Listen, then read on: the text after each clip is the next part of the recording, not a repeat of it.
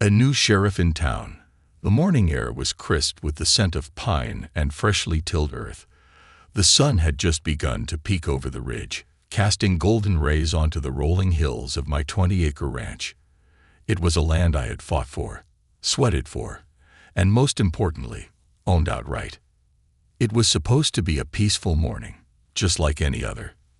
I had a steaming mug of coffee in one hand, my old Stetson perched on my head, and my boots planted firmly on the wooden porch as I admired the stillness of the land I called home. But something didn't feel right.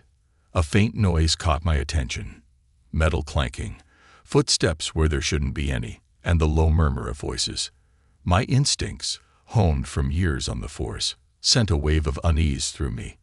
I put my mug down and strode toward the long dirt road that wound through my property, leading to the county road. It was the only way in and out of my land. As I neared the entrance, my stomach tightened. There, sprawled across my private road, was a ridiculous sight. A set of bright red, no entry signs, orange traffic cones, and most absurd of all, tire spikes. And standing in front of the mess, like a self-appointed queen of the land, was Margaret Hollingsworth, better known around town as the HOA Tyrant.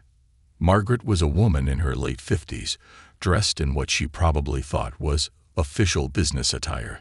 A navy blue blazer over a pencil skirt, her blonde hair twisted into an unyielding bun, and her ever-present tablet clutched to her chest like it held the secrets of the universe. I wasn't a part of her homeowners association, nor was my ranch under their jurisdiction, but that hadn't stopped her from trying to enforce her absurd rules on me ever since I moved in 3 years ago. First, it was complaints about my fence, which she said didn't match the aesthetic of the community. Then it was my truck, which she called an unsightly eyesore. Then came warnings about my barn, my livestock, and even the color of my front door. I had ignored her every time. But this was war. I clenched my jaw as I approached the scene. Beside Margaret stood 2 men, guys I had never seen before, dressed in cheap black uniforms that looked like something out of a Halloween catalog. They had matching baseball caps, earpieces, and patches on their shirts that read HOA Special Enforcement. One of them, tall, wiry, with a nervous twitch, stepped forward and held up a hand like he was about to direct traffic. "Sir, this road is now closed by order of the HOA," he said, his voice dripping with an authority he absolutely did not have. I came to a full stop, my boots crunching against the gravel. I stared at him, then at Margaret, then back at the ridiculous barrier. She had lost her damn mind. I took a deep breath, forcing down the irritation bubbling beneath the surface. "Is that so?" I asked, keeping my voice level. The second man, a stockier guy with a poorly concealed gut, cleared his throat. "Yes, sir. The HOA has determined that this road is a safety risk to the community, so we've closed it off. You'll have to use another route." I chuckled dryly, shaking my head. "Another route? Do you see another road around here?" They both hesitated. I continued before they could try whatever excuse they were scrambling to come up with. "First off, this land isn't part of your HOA. Second, you can't just block a public road and put out tire spikes like this is a damn war zone." Margaret finally stepped forward, her usual smirk plastered on her face. "Oh, Sheriff," she said, dragging out my title as if it was an insult. "I understand your frustration, but we must maintain order. Your property may not be within our AOA's direct jurisdiction, but the people who live nearby are deeply concerned about the noise, the dust, and the trucks constantly passing through." My eyes narrowed. "You mean my truck?" Margaret raised an eyebrow, feigning innocence. "Well, it is rather disruptive." I exhaled through my nose. "Let me get this straight. You think you have the authority to shut down a county-maintained road just because you and your little HOA club don't like the way I drive?" Margaret crossed her arms, her smugness intensifying. "We've already spoken to the county board about taking over the maintenance of this road," she said. "And as of now, This is private property. I let out a low whistle, shaking my head. Well, that's funny because I was at the county board meeting just last week, and I don't remember them approving anything like that. The color drained slightly from her face, but she quickly composed herself. They haven't approved it yet, but we're confident they will, she snapped. I tilted my head. So you decided to jump the gun and enforce rules that don't exist. She smirked. The residents trust me to make decisions in their best interest. I let out a slow, deliberate breath. Margaret, let me explain something to you real clear. I pointed at the spikes on the road. This is illegal. I gestured to the two men beside her. Them? They're impersonating law enforcement. I took a step closer, lowering my voice. And me. I'm the sheriff of this county. And what you've just done is a felony. Margaret's smirk faltered for the first time. The two officers exchanged nervous glances. The taller one swallowed hard, visibly sweating. I took out my phone and dialed a number. Direct dispatch to the station. This is Sheriff Lawson, I said. I need units at my location. Possible case of false authority, road obstruction, and illegal traffic control devices. The reaction was immediate. The taller of the two men blurted out, Whoa, let's not do anything drastic. He started backing away. The shorter one, who had been doing his best to look tough, now looked ready to vomit. Margaret's lips thinned, but I saw the panic flashing behind her eyes. You can't do this, she hissed. You can't arrest me for trying to keep order. I smirked. Actually, Margaret, I can. And I will. Before she could reply, the distant sound of sirens cut through the morning air. Margaret whipped around, her eyes darting toward the road. The two fake officers immediately bolted, running toward a black sedan parked further up the road. But it was too late. The real police had arrived. And Margaret Hollingsworth. She was about to learn that playing dictator doesn't work when the real law comes knocking. The moment of reckoning. Margaret's bravado faltered as the unmistakable sound of approaching sirens grew louder, cutting through the air with an authority she could never hope to command. The so-called HOA Special Enforcement officers were already scrambling, their faces pale, their attempts to look official now completely shattered. One of them nearly tripped over his own feet as he bolted toward their black sedan, while the other hesitated, eyes darting between me and the oncoming patrol cars as if trying to decide whether he should run or stay put. I turned my attention back to Margaret. For all her arrogance, for all the months of harassment she had put me through, there was a brief flicker of doubt in her expression. She was realizing, too late, that she had overplayed her hand. She had expected to intimidate me, to wear me down with red tape and empty threats, like she had done to so many others in this neighborhood. But she had made one critical miscalculation. I wasn't just some resident she could bully. I was the law, and she had just crossed the wrong person. The first patrol car rolled up, lights flashing but sirens now cut, the tires crunching against the gravel as it came to a stop. The moment the doors swung open, two deputies stepped out. The taller one, Deputy Carter, was a seasoned officer and a good friend of mine. He had been with the department long enough to recognize trouble when he saw it, and the sight before him must have been something else, a self-important HOA president standing beside an illegal roadblock, flanked by two men in fake uniforms who were very clearly out of their depth. The second officer, a younger deputy named Ruiz, stepped out and immediately took in the scene with raised eyebrows. His eyes scanned the tire spikes, the no entry signs, and finally, the sweating men who had yet to fully commit to their escape. Carter adjusted his belt and approached, nodding at me before turning his attention to the two uniformed men. Gentlemen, I'm going to need to see some identification. You with a private security firm. His voice was calm, but there was a weight behind his words, the kind that told you he wasn't here to play games. The taller of the two men cleared his throat and fumbled for his wallet. He pulled out an ID badge that looked more like something a kid would print from a home office printer than an official credential. Carter took one glance at it before looking back at me, his expression unreadable. He then turned to the second man, who was now visibly shaking, and gestured for him to do the same. When neither could produce any official licensing, Carter's lips pressed into a thin line. "You're both aware that impersonating law enforcement is a felony, right?" That was all it took. The taller man lost whatever nerve he had left. "Look, man, we were just hired to keep things in order. We didn't know." Carter cut him off. "You didn't know that dressing up in fake uniforms and setting up a roadblock was illegal. You expect me to believe that?" The shorter one groaned, running a hand through his thinning hair. "We thought it was legal since the HOA hired us. She said we had authority." He jabbed a finger toward Margaret, who stood with her arms crossed, her lips pressed together so tightly they were nearly white. Carter turned toward her, his expression unimpressed. "That true, ma'am. You hire these men." Margaret straightened her posture, as if trying to reclaim even a shred of the authority she thought she had. "They were contracted as private security to help regulate traffic for the good of the neighborhood. I fail to see how that's a crime." Ruiz let out a short, incredulous laugh. "For the good of the neighborhood? Lady, you blocked a public road with tire spikes. You could have caused an accident. Not to mention the fact that these two aren't even real security officers."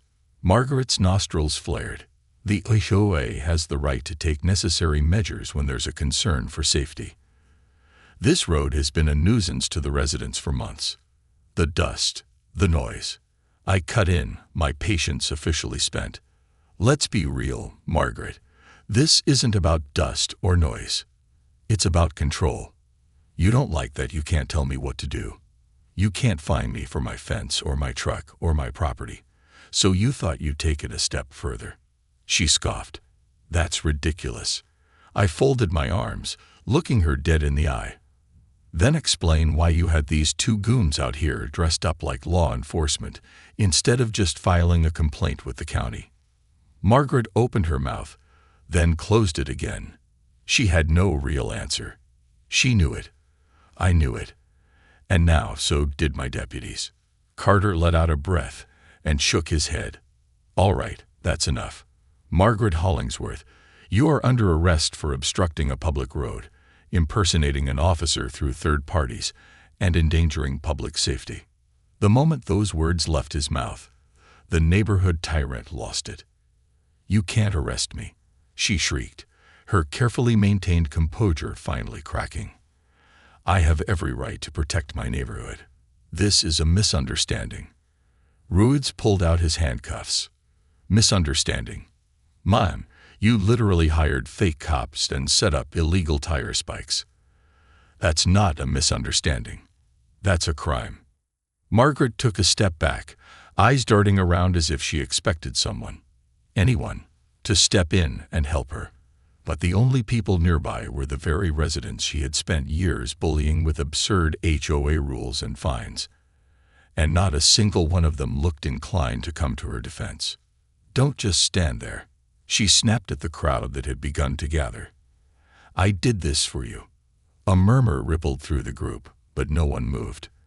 Then someone, an older man from 3 houses down, called out, "You fine me $500, because my mailbox was the wrong shade of white."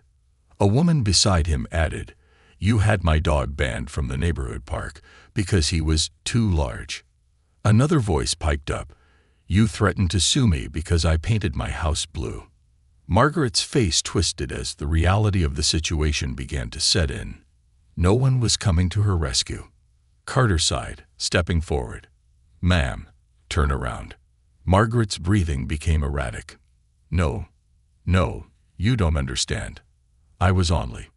Ruiz grabbed her wrist, and she shrieked as the handcuffs clicked into place. "You can't do this to me. I run this neighborhood." I leaned in slightly, lowering my voice just enough for her to hear. "Not anymore. You don't." Her face twisted into pure, unfiltered rage as she was led toward the waiting patrol car, still muttering about how this was some kind of mistake, how she would make some calls and get this sorted out. But no one was listening. The moment the door shut behind her, locking her inside, The tension in the air seemed to break. Then, applause. It started with just one person, then another, and before long, the entire crowd was clapping, some even cheering as the car pulled away. The HOA's iron grip on the neighborhood had just been shattered, and everyone watching knew it. I let out a breath, turning back to the mess she had left behind. The cones, the spikes, the ridiculous signs. It would take time to clean it all up, but I wasn't worried about that. Margaret Hollingsworth was done, and soon enough, the entire HOA would be too. But first, I had a few more people to deal with. I turned my gaze to the two fake officers, who were now standing frozen like deer in headlights. "Now," I said, stepping toward them, "let's talk about you two, unmasking the fraud."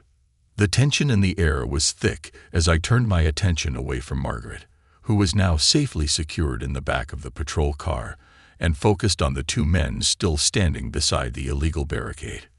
The HOA's self-proclaimed special officers looked like cornered animals, their posturing from earlier now completely shattered.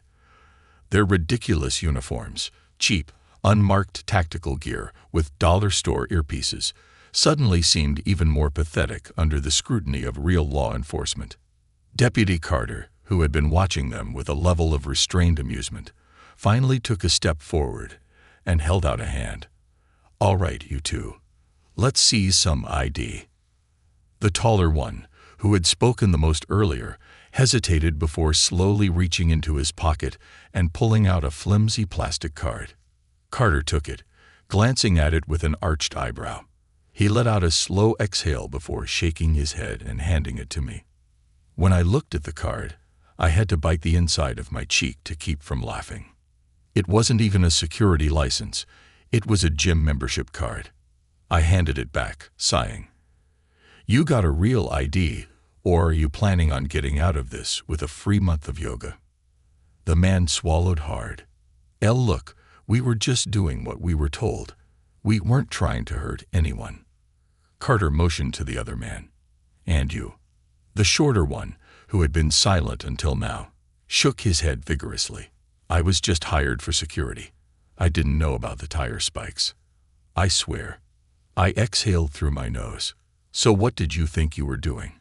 Standing around and looking intimidating, pretending to be cops. You do realize that's a felony, right?" The shorter man's face went pale. I wasn't impersonating an officer." I gestured toward his uniform. "You're wearing a fake badge, a fake radio, and you told me this road was closed by order of the HOA. That's impersonation, buddy."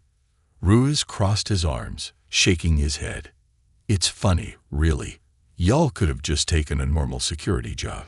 But no, you had to put on fake uniforms and play wanted cops." The taller man's hands went up in a placating gesture. Wait. Okay, listen.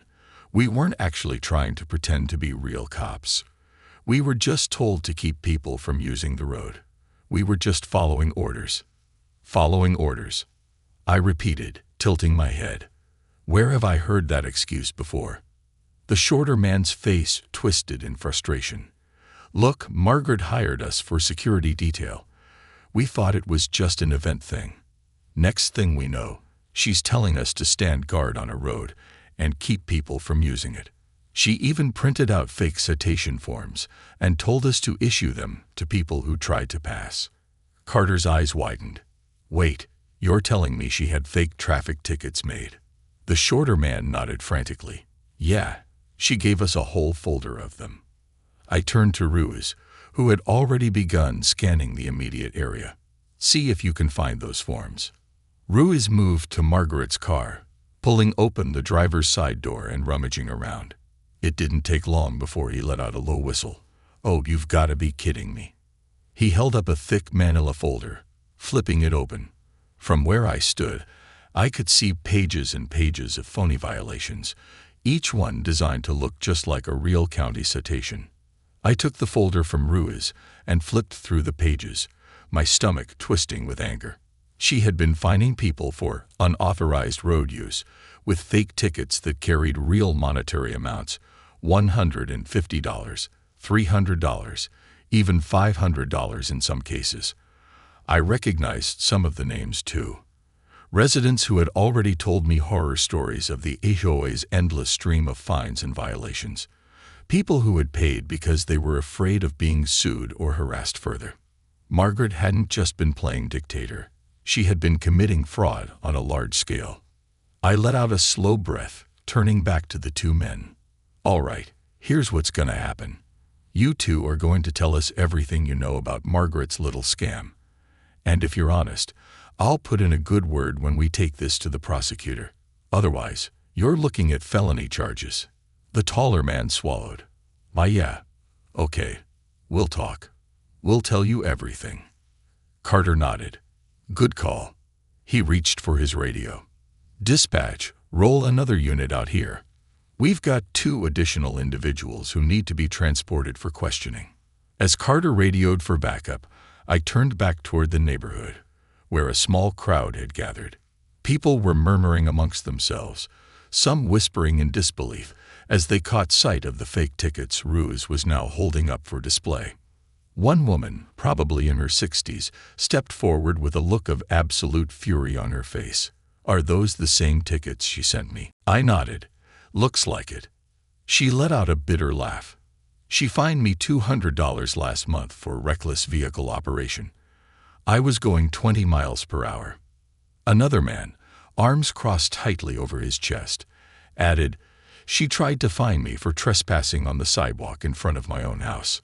A murmur of agreement spread through the crowd, and I could see it now, the beginning of the HOA's downfall. The moment these people realized that Margaret hadn't just been enforcing over-the-top rules, but had actively stolen from them, the entire community turned against her in an instant. One by one, people began pulling out their phones, looking up old fines and fees. Some had receipts, others had emails, and a few even had handwritten letters from Margaret herself. Within minutes, the HOA's entire fraud operation was being laid out in real time, piece by piece, by the very people she had oppressed. I smiled to myself. This was it. Margaret might have thought she was untouchable, but she had forgotten the most important rule of all. You can only push people so far before they push back. And now, she was about to face the full force of the law. The HOA's house of cards comes crashing down.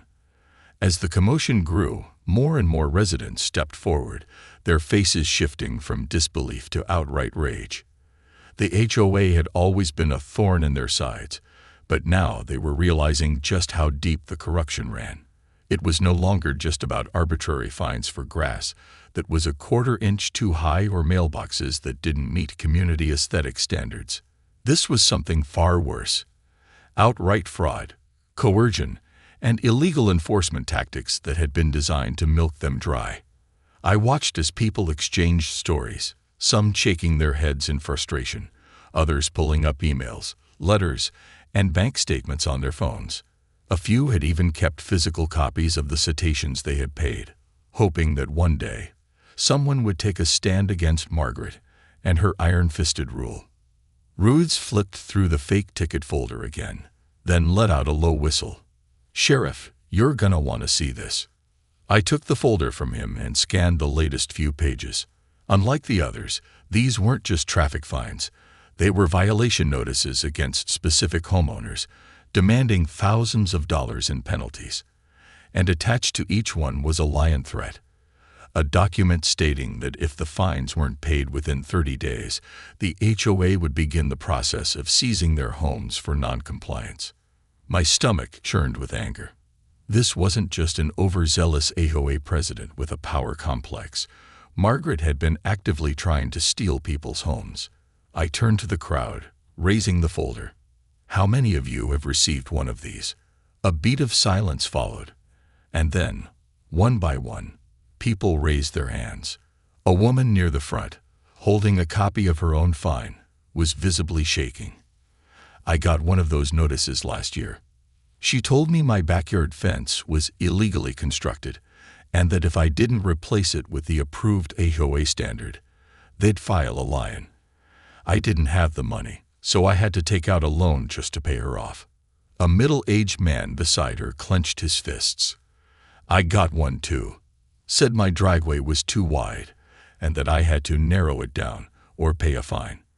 When I refused, she doubled the fine and said she'd escalate it to collections."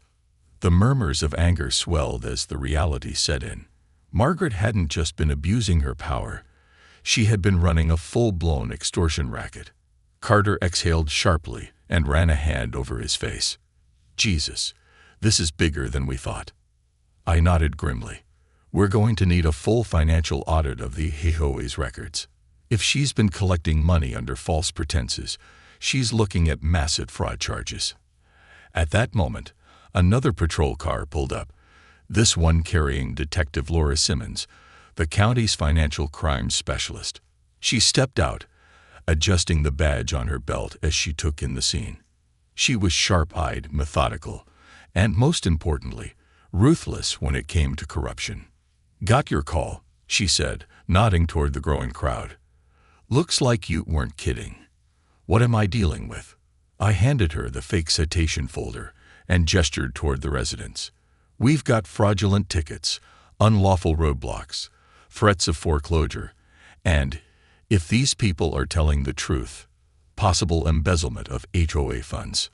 Simmons's eyes flickered with interest as she flipped through the folder. "Huh. Would you look at that? These fines weren't just random. They were targeted." She tapped a few of the citations. "Notice anything?"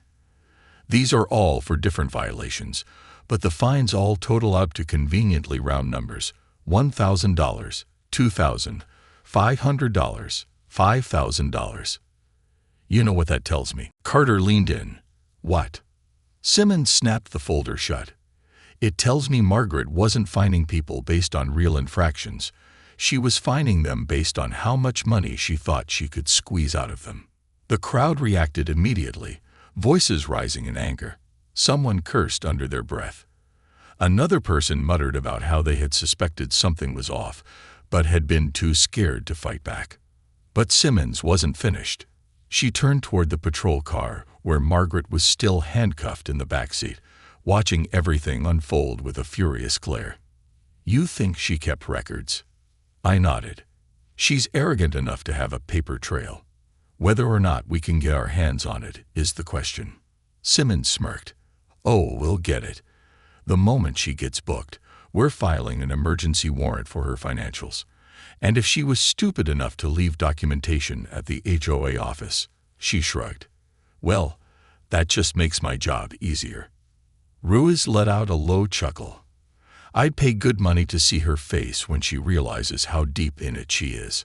I glanced back at the crowd, then at the two fake officers who were still standing awkwardly near the barricade, awaiting transport. This was just the beginning. The floodgates had officially opened, and Margaret's carefully constructed empire was crumbling by the second. "You two," I said, pointing at the fake cops. "One last question. How much were you being paid?" The taller man hesitated before signing. $1,000. Flat rate." I stared at him. $1,000 each." He nodded. "Yeah, she said it was official security business." Simmons let out a sharp laugh. "That's our proof of intent right there. If she was paying them out of HOA funds, she's looking at misuse of association money. If she paid them under the table, then she's looking at tax fraud too." Carter let out a low whistle. "She's gonna have a whole lot of charges to fight." Simmons nodded. "Better call the DA's office and get them ready. This is gonna be a big case." As the patrol cars began loading up Margaret and her fake officers, I turned back to the neighborhood, watching as the residents, who had once lived in fear of the HOA, began to take their first real breath of freedom. The HOA board was finished. Margaret was going away for a long, long time. And for the first time since moving here, I knew I wouldn't wake up to another absurd fine, another threatening letter, another battle over my own land. The reign of the HOA tyrant was over. But the cleanup, that was just getting started.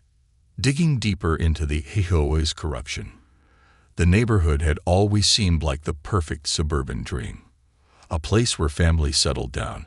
Lawns were neatly trimmed, and the streets were lined with picturesque homes. But now, with Margaret in cuffs and the evidence of her fraud piling up, that dream was crumbling. The more I thought about it, the more I realized that Margaret's corruption didn't just start with fraudulent fines or fake security officers. There was something bigger here, something deeper. As Simmons began making calls to the district attorney's office, the crowd of residents continued to grow. People who had been too afraid to speak out before were suddenly coming forward with their own horror stories. I heard about people being forced to repaint their homes multiple times, all at their own expense, because the HOA board kept changing the acceptable color schemes. I heard about residents who had been bullied into selling their homes because the HOA made their lives unbearable with constant fines and legal threats.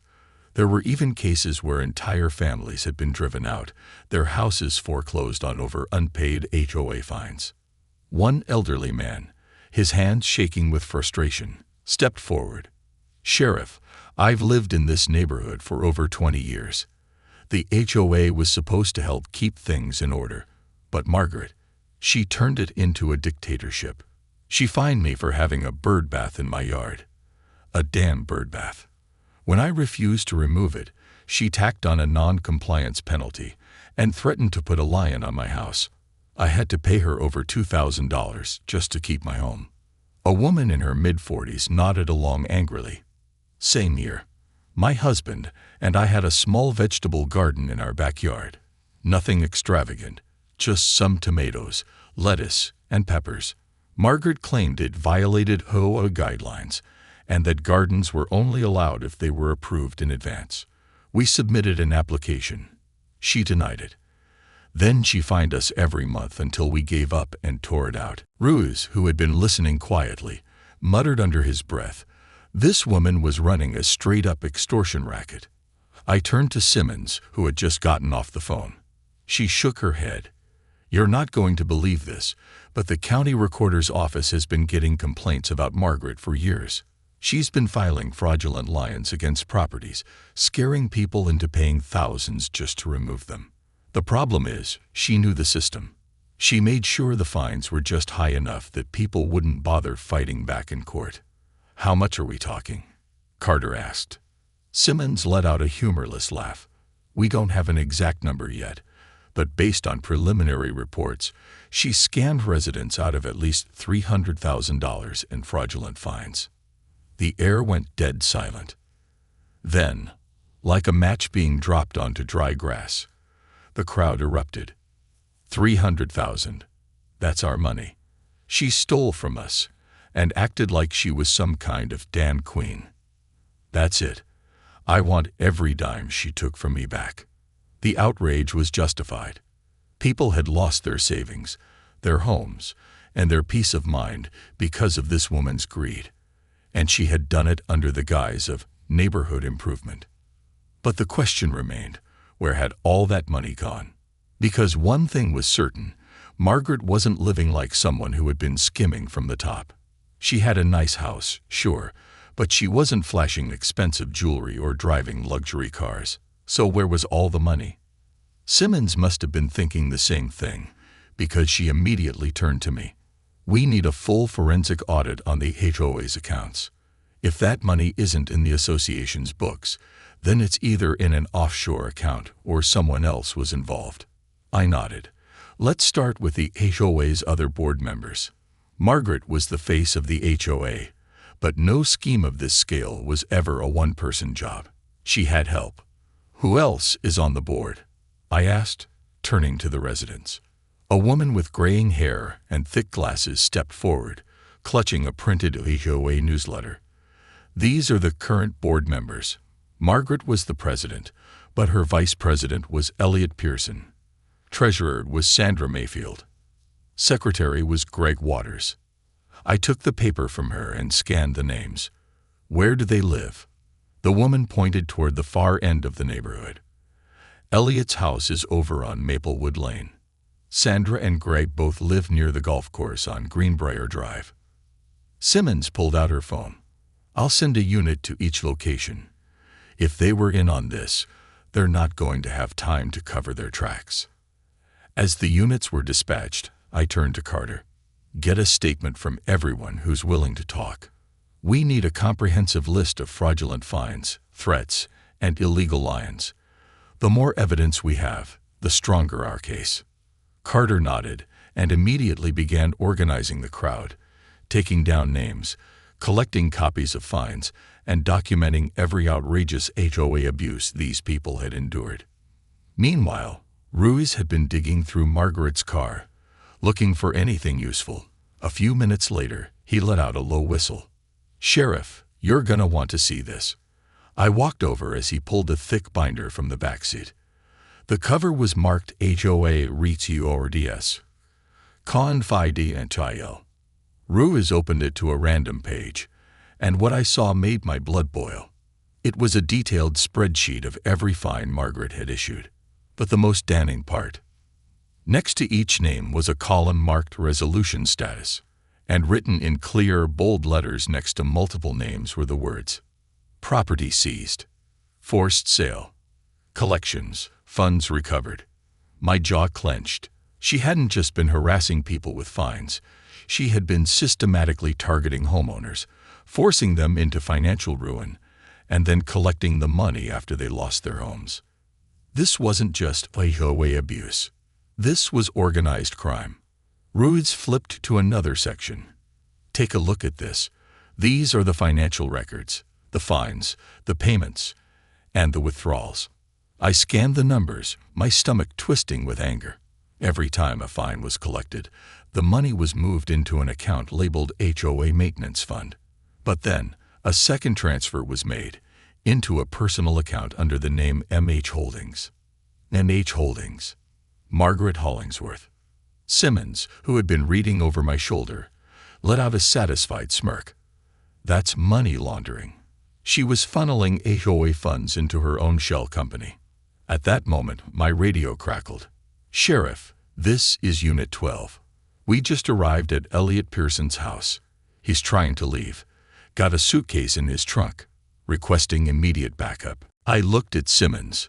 "Looks like our vice president doesn't want to stick around for questioning." She smirked. "Then let's go make sure he doesn't get the chance." I turned back to the crowd, raising my voice.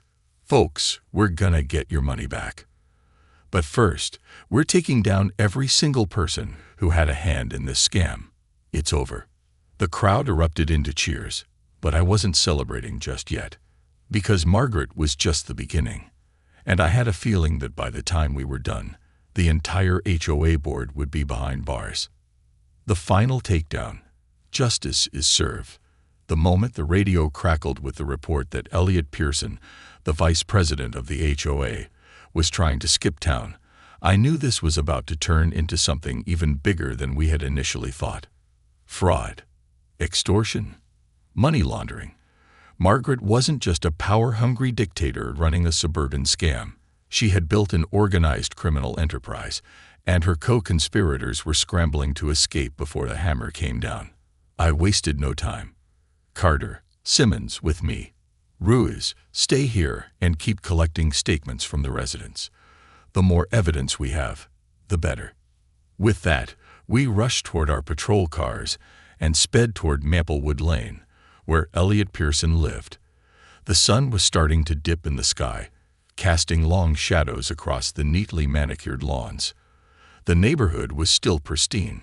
Perfect houses, trimmed hedges, cars parked neatly in driveways. But behind that suburban facade, corruption had been festering for years.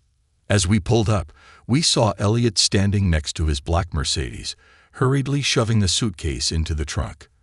The man was in his early 60s, a thin, balding figure with expensive glasses and a panic-stricken expression.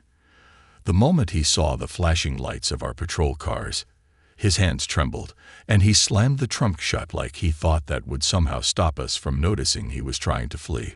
Simmons was out of the car first, her gun holstered but her badge flashing like a warning. "Elliot Pearson, step away from the vehicle and put your hands where we can see them." Elliot hesitated, just a fraction of a second, and that was all I needed to know he was considering running. Before he could make the mistake of diving for his driver's seat, I stepped forward, my voice booming. "Don't even think about it, Pearson. You try to run, and I'll make sure you regret it.